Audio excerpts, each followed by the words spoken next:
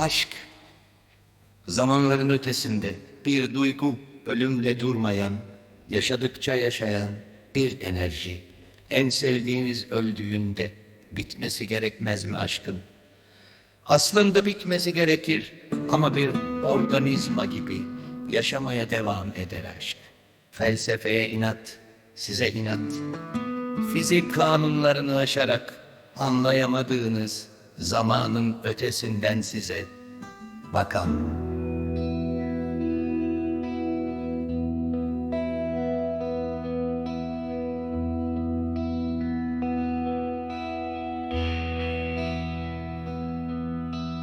Yorgun saatlere takılan dişliler gibidir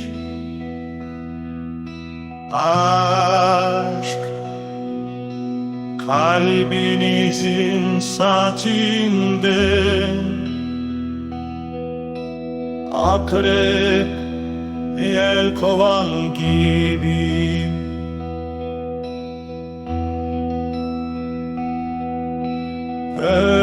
Ölse de aşk yüreğinizde yaşar size.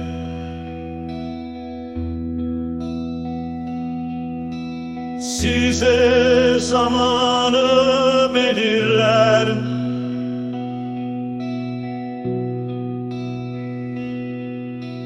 gecenin en karanlık anında bir yıldız gibi parlar. Gözyaşlarınızın arasında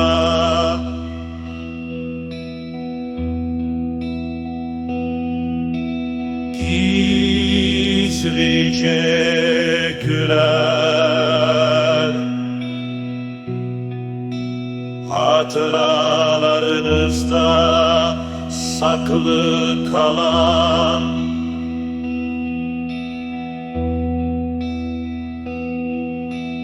bir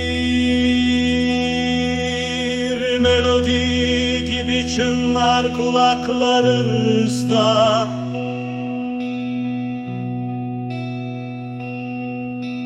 Ah